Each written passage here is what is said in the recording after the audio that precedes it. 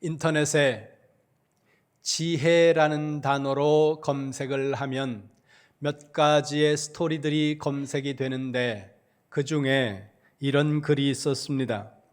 어느 집에 며느리 둘이 있었다는 거죠.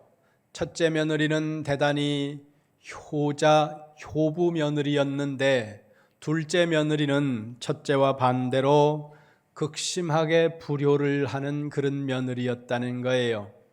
첫째 며느리는 넉넉하지 않은 살림에도 정성을 다해서 시부모님을 섬기고 최선을 다해서 봉양을 하는 겁니다.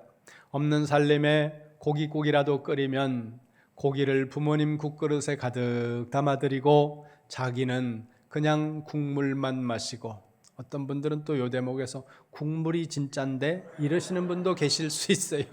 마음이 중요하다는 거죠. 그렇게 자기는 좋은 반찬 이런 거 안 먹고 좋은 건 시어머니 시아버님 이렇게 드리는데 그 모습을 보고 부모님들이 마음이 감동이 되고 짠하지 않습니까? 아침에 식사 기도를 이렇게 할 때 눈을 감고 있으면 시부모님들이 며느리 식사, 며느리 국그릇하고 자기 거 하고 이렇게 바꿔 놓으면 다시 며느리가 부모님께 그걸 이렇게 양보해 드리고 그렇게 섬겼다는 겁니다. 그런데 둘째 며느리는 맛있는 거 있으면 감춰뒀다가 자기들끼리 먹고 늘 불평하고 원망하고 짜증내고 왜 내가 이걸 해야 되느냐고 그렇게 날마다 투덜거리는 거죠. 그러다가 어쩔 수 없이 부모님을 섬겨야 되는 그런 순간이 오면 대충 먹던 대로 그냥 먹던 거, 먹다 남은 거 이런 거 그냥 드리면서 하다가도 자기 자녀들을 위해서는 맛있는 거를 챙겨서 자녀들만 이렇게 양육을 하는 거죠. 세월이 지나 첫째 며느리도 늙고 둘째 며느리도 늙었습니다.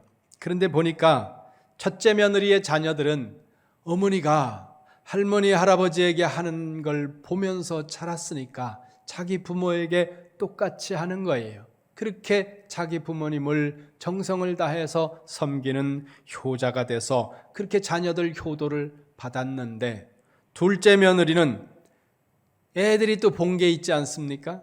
그러니까 부모가 했던 그대로 짜증내고 원망하고 맛있는 거는 빼돌렸다가 자기들끼리 먹고 부모님은 그냥 대충 섬기고 그냥 어쩔 수 없이 섬겨야 하고 그냥 마지못해 해야 하고 그러다가 바쁜 날은 고향이 밥 주던 그릇에 밥 담아서 그냥 부모님 섬기고.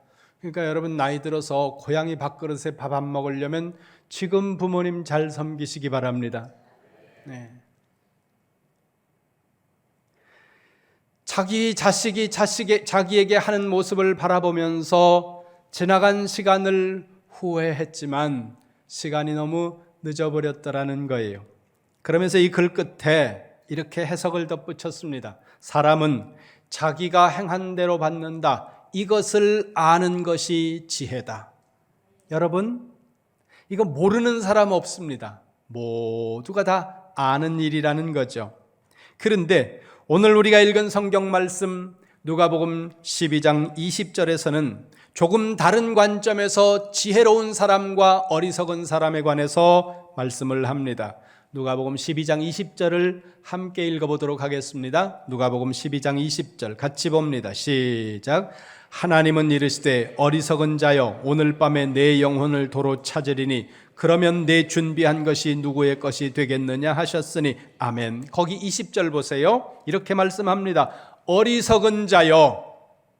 오늘 우리가 읽은 본문 12장 13절부터 21절까지의 말씀에서는 어리석은 자에 대한 말씀만 나오지 지혜로운 사람에 대한 말씀은 나오지 않습니다. 그러나 어리석음은 지혜로움과 반대라고 생각한다면 어리석은 것을 말씀하고 있는 이 말씀은 지혜로운 것에 대해도 동일하게 말씀하고 있다고 우리가 볼 수 있다는 거죠. 그래서 오늘 이 시간에는 본문 속에서 하나님은 어떤 사람, 어떤 인생을 향해서 어리석은 인생이라고, 어리석은 사람이라고 말씀하는지 우리가 살펴보도록 하겠습니다. 누가복음 9장 1절부터 19장 27절까지에 있는 말씀은 예수님께서 제자도에 관해 말씀하고 있는 내용입니다. 1차적으로 예수님께서 12명의 제자를 부르시고 예수님 당시에 많은 사람들이 예수님을 따르는 그들을 바라보면서 그들에게 예수 그리스도를 믿는 성도의 삶, 예수 그리스도를 따르는 제자의 삶은 어떤 삶이어야 하는가, 이것을 말씀하면서 동시에 2차적으로 오늘 이 시대에 우리가 예수 그리스도를 믿는다고 했을 때 믿는 성도들은 이 땅에서 어떤 삶을 살아가야 할 것인가 하는 것에 관해서 말씀하고 있는 내용이 오늘 본문이라는 겁니다. 그 중에 우리 13절 봅니다. 12장 13절 말씀 같이 보겠습니다. 시작. 무리 중에 한 사람이 이르되 선생님 내 형을 명하여 유산을 나와 나누게 하소서 하니 아멘. 갑자기 한 사람이 예수님께 나와서 요청을 합니다. 선생님, 내 형이 우리 부모님이 물려줬는 유산을 나하고 좀 나누라고 그렇게 시켜주세요. 부모님이 물려준 유산을 형제들이 공평하게 나누지 않는 문제로 갈등하고 있는 한 동생이 예수님께 나와서 자기의 생각을 말하고 있습니다. 자기의 문제를 예수님이 해결할 수 있을 것 같다는 생각에 요청을 하는 거죠. 예수님, 우리 형님이 혼자 다 독차지했는데 그거 내하고 좀 나누라고 그렇게 말 좀 해주세요. 그러자 예수님께서 단 한마디로 그것을 거절하고 계신다는 겁니다. 14절 보시기 바랍니다. 14절 같이 봅니다. 시작. 이르시되 이 사람아 누가 나를 너희의 재판장이나 물건 나누는 자로 세웠느냐 하시고 아멘. 쉽게 말하면 야 이 사람아, 누가 나를 너희들 재산 분쟁의 해결사로 나를 세웠냐? 나 그런 사람 아니다. 이렇게 말씀하셨다는 거예요. 그러면서 비유를 말씀하시는 내용이 16절부터 그 뒤에 이어지고 있는 말씀입니다. 내용은 이렇습니다. 어떤 부자가 있었다는 거예요. 그 부자가 농사를 지어서 수확을 많이 했습니다. 풍년이 돼서 많은 수확을 거두어 가지고 그 거둔 수확물들을 그 재산을 쌓아둘 곳이 없으니까 기존에 있던 작은 창고를 헐고 다시금 큰 창고를 지었다는 거죠.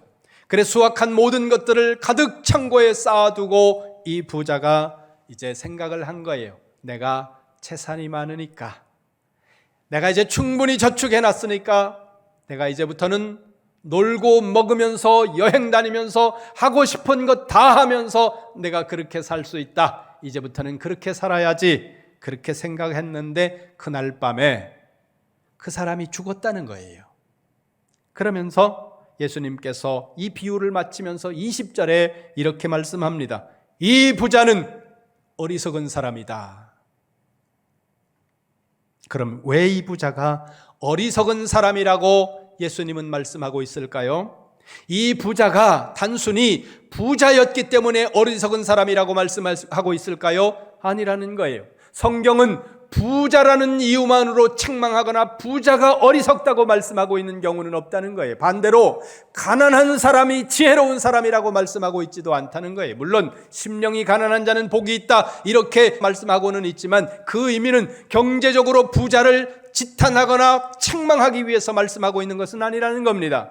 그러니까 부자는 어리석은 사람이다 이 말씀이 아니라는 거예요. 반대로 가난한 사람은 지혜로운 사람이다 이 말씀도 아니라는 겁니다. 그렇다면 그가 농사를 지어서 수확을 많이 냈기 때문에 어리석은 사람이라고 성경이 말씀하고 있을까요? 여러분이 짐작하는 대로 그것도 아니라는 겁니다. 농사를 지어서 수확을 많이 낸 사람이 어리석은 사람이라면 여러분이 열심히 일해서 많은 소득을 얻으면 어리석은 사람이 되고 열심히 회사를 잘 경영해서 그 회사가 큰 회사가 되고 수익이 많이 나오면 그것도 어리석은 일이 된다는 거예요. 그러나 그렇게 성경은 말씀하고 있지 않다는 거죠. 오늘 본문이 그것을 말씀하고 있는 것도 아닙니다. 작은 창고를 헐고 크게 창고를 지었기 때문에 어리석은 사람이라고 말씀하고 있을까요? 그것도 아닙니다. 작은 창고를 헐고 크게 창고를 지었는 이것을 어리석은 사람이라고 말하면 저축 많이 하는 사람 다 어리석은 사람이라고 말할 거예요. 회사가 커지고 여러분의 집이 커지고 여러분의 차가 좋아지고 그 모든 것이 어리석은 사람이 된다는 겁니다. 그러나 그게 어리석은 사람이 아니라는 거예요. 집이 커지고 회사가 더 커지고 여러분의 삶의 지위가, 삶의 자리가 점점 더 윤택해지는 이것은 결코 어리석은 일이 아니라는 것입니다. 그러면 지금 누가복음 12장 20절에서 예수님께서 어리석다고 말하는 이 사람, 이 말씀의 의미는 무엇일까요? 20절을 다시 한번 봅니다. 20절 같이 봅니다. 시작. 하나님은 이르시되 어리석은 자여 오늘 밤에 내 영혼을 도로 찾으리니 그러면 내 준비한 것이 누구의 것이 되겠느냐 하셨으니 아멘. 거기 보세요. 이렇게 말씀합니다. 어리석은 자여. 그 뒤를 보세요. 오늘 밤에 내 영혼을 도로 찾으리니, 여기 내 영혼을 도로 찾는다라는 이 문장을 헬라어 사본으로 보면 수 아파이투신 아포수 이렇게 되어 있습니다. 여기 아파이투신이라는 단어가 영어에서는 ask back이라고 번역을 했어요. 되돌려 받는다는 거죠. 도로 요구한다는 뜻입니다. 이 표현을 고대의 헬라 사람들이, 신약 성경은 헬라어로 되어 있으니까요, 고대의 그리스 사람들이 이 아파이투신이라고 하는 단어를 어떻게 썼는지 그 당시의 사람들의 문헌을 살펴보니까 이 단어를 이럴 때 많이 쓰더라는 거예요. 잠재해 있는 어떤 것을 전혀 생각하지 않고 사는 상태, 그것을 이야기하고 있더라는 거예요. 이런 거예요. 제가 20대 초반에 비즈니스를 했었거든요. 회사를 경영했는데 어떻게 하다 보니까 회사가 잘 됐어요. 그래서 직원들을 엄청 많이 늘어나고 큰 회사를 여러 개씩 가지고 있었습니다. 그런데 그 많은 직원들이 그때 당시에 회식 이런 것도 자주 했거든요. 근데 유독 눈에 띄는 신입사원 여사원이 하나 있었습니다. 이 여사원이 모든 사람들 가운데서 단연 눈에 띄는 것은 이유가 하나였어요. 이 여성이 말술이에요. 술을 어마어마하게 먹어요. 이 사람은 술이 취한다는 걸 몰라요. 그냥 물 마시듯이 먹는 거예요. 대전에 보건전문대학이라는 전문대학을 졸업한 여사원이었는데 이 여사원은 저녁에 퇴근할 때쯤 되면 회식 안 하나 이걸 생각해. 보통 사람들은 회식한다 그러면 스트레스 받거든요. 근데 이 여성은 회식만 한다 그러면 눈이 초롱초롱해지면서 오늘은 또 무슨 술을 먹을까 그러면서 막 기대를 하는 여성이. 그런데 어느 날 이 여성이 술을 딱 끄는 거예요. 너무 신기해가지고 물었습니다. 자네 어떻게 이렇게 술을 끊었냐? 그랬더니 신혼부부를 했는데 임신을 한 거예요. 아기가 생겼다는 사실을 아는 순간 술을 딱 끊어버린 겁니다. 내 안에 새 생명이 잉태되었다는 사실을 아는 순간 그의 술 마시던 습관이 완전히 중단돼 버렸다는 거죠. 전에 우리 교회에 계시던 집사님 중에, 지금은 안 계시는데 담배를 끊지 못한 집사님이 계셨어요. 그래서 이분은 악수할 때 저하고 자꾸 쭈뼛쭈뼛 하는 거예요. 왜냐하면 제가 냄새에 민감해서 잘 알거든요. 여러분이 어제 담배 피우고 깨끗이 씻고 나와서 오늘 나하고 악수해도 내가 담배 냄새를 느껴요. 고민되죠. 나가다가 악수해야 될 건가? 목사님이 손 내밀 때 어떻게 해야 되나? 네. 근데 이 집사님이 담배를 못 끊으신 거예요. 근데 어느 날 이 집사님이 교회를 오시더니 목사님 담배 끊었습니다. 집사님이 담배 끊은 게 뭐 자랑은 아니에요. 그런데 이 집사님이 담배를 끊고 나서 너무 좋은 마음으로 와가지고 이제 얘기하길래 제가 아니 집사님 그걸 어떻게 끊으셨어요? 그랬더니 이분이 하는 이야기가 후두에 암이 생긴 거예요. 내 몸에 암이 생겼다는 사실을 아는 순간 그의 모든 흡연 습관이 한순간에 끊어져 버렸다는 겁니다. 무엇이 그의 생각과 삶을 바꾼 겁니까? 내 몸에 암이 내재되어 있다고 하는 이 사실을 아는 순간 그의 삶이 바뀌었다는 거예요. 그런데 분명한 것은 우리 안에 분명히 내재되어 있는데 우리가 생각하지 않고 살아가는 것이 있습니다. 여러분 모두의 내면에, 여러분 삶의 그 한 중심에 모두가 내재되어 있는 어떤 것이 있는데 우리는 그것을 잘 인식하지 않고 생각하지 않은 채 살아가고 있다는 겁니다. 모든 사람이 내재하고 있는 것 무엇일까요? 죽음이에요. 죽음은 모든 사람에게, 모든 인생에게 차별 없이 내재하고 있는 것이라는 거죠. 어떤 중한 병에 걸린 사람만 시한부 선고를 받은 것이 아니라 모든 인생은 시한부예요. 부자의 왕궁에도 가난한 사람의 오두막에도 차별 없이 찾아오는 것이 죽음입니다.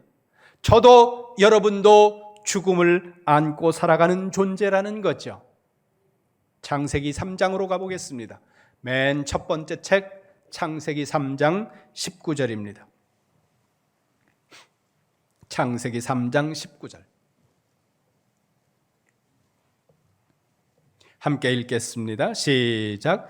네가 흙으로 돌아갈 때까지 얼굴에 땀을 흘려야 먹을 것이니 네가 그것에서 취함을 입었음이라. 너는 흙이니 흙으로 돌아갈 것이니라 하시니라. 아멘. 너는 흙이니 흙으로 돌아갈 것이다. 죽음은 죄에 대한 대가로 우리에게 찾아왔습니다. 여러분 안에 죽음이 내재되어 있다고 하는 이 사실을 잊으면 우리는 어리석은 인생이 된다는 거예요. 오늘 이 본문 속에서 이 사람이 어리석은 인생이라고 책망받은 이유, 예수님의 비유 속에서 어리석은 사람아 이렇게 어리석다는 이 책망을 들은 이 사람의 이유는 하나예요. 죽음이 내재되어 있다고 하는 사실을 그가 잊은 채 살아갔다는 겁니다. 여러분, 죽음을 잊고 사는 사람은 어리석은 사람입니다. 죽음이 우리 안에 있다고 하는 사실을 잊지 않고 살아가는 지혜로운 성도가 되시기를 주님의 이름으로 축원합니다. 그러면 이제 질문을 하나 드리겠습니다. 여러분들이 마음속으로 답변해 보시길 바랍니다. 선로 위를 달리는 열차가 있습니다. 무서운 속도로 열차가 달려가고 있는데 지금은 모르지만 이 열차가 달리고 있는 선로가 어디쯤 절벽에서 끊겨 있습니다. 열차는 달리고 있어요. 그런데 기관사가 그 사실을 알고 있습니다. 이 열차가 달리는 이 선로가 어느 지점에서 지금 이 열차가 거기에 언제쯤 도착할지 정확한 시간은 알 수 없지만 낭떠러지에서 열차의 선로가 끊겨 있다. 이 사실을 아는 기관사가 당신이라면 어떻게 하시겠습니까? 기관사가 무엇인가를 준비하지 않겠습니까? 이 기차가 이대로 가다가는 천길 낭떠러지로 떨어져서 산산조각이 날 것이라는 사실을 안다면 아는 기관사는 무엇인가를 준비할 것이라는 거예요. 어떻게 해서든지 그 낭떠러지를 피하기 위해 준비할 것이라는 겁니다. 우리의 인생이 어느 순간 끊어진 철로처럼 끊어진다는 거예요. 제 인생도 여러분의 인생도 끊어진다는 거예요. 왜요? 죽음이 우리 안에 내재되어 있기 때문입니다. 부자에게도 가난한 사람에게도 어린아이에게도 노인에게도 죽음은 차별 없이 찾아옵니다. 성경은 이렇게 말씀합니다. 로마서로 가보겠습니다. 로마서 3장입니다. 로마서 3장 23절 24절 말씀. 로마서 3장 23절 24절 말씀 같이 봅니다. 시작. 모든 사람이 죄를 범하였음에 하나님의 영광에 이르지 못하더니 그리스도 예수 안에 있는 속량으로 말미암아 하나님의 은혜로 값없이 의롭다 하심을 얻은 자 되었느니라. 아멘. 모든 사람이 죄를 범하였음에 하나님의 영광에 이르지 못하더니 하나님과 원수가 되었다는 거예요. 모든 사람이 죄를 범함으로 말미암아 그 결과로 모든 사람들은 사망의 권세 아래 놓여 있습니다. 어느 순간 우리의 인생은 멈추는 날이 온다는 거죠. 그런데 십자가 위에서 한 손으로 하나님의 손을 잡고 한 손으로 나의 손을 잡고 내가 너를 사랑한다고 말씀하시면서 대속의 죽음을 주고 가신 예수 그리스도를 믿는 믿음이 있는 사람들은 그 은혜로 말미암아 사망의 권세로부터 구원받는다고 성경은 말씀하고 있다는 겁니다. 우리가 어떤 노력을 할 필요도 없고 어떤 수고를 할 필요도 없고 우리가 어떤 대가를 직접 지불할 필요 없이 예수 그리스도께서 우리를 위해서 지불하신 그 대가로 말미암아 우리는 값없이 구원을 얻는다는 거예요. 그 끊어진 철길에서 우리는 천길 낭떠러지로 가는 것이 아니라 하나님 나라로 우리는 들어간다고 성경이 말씀하고 있다는 것입니다.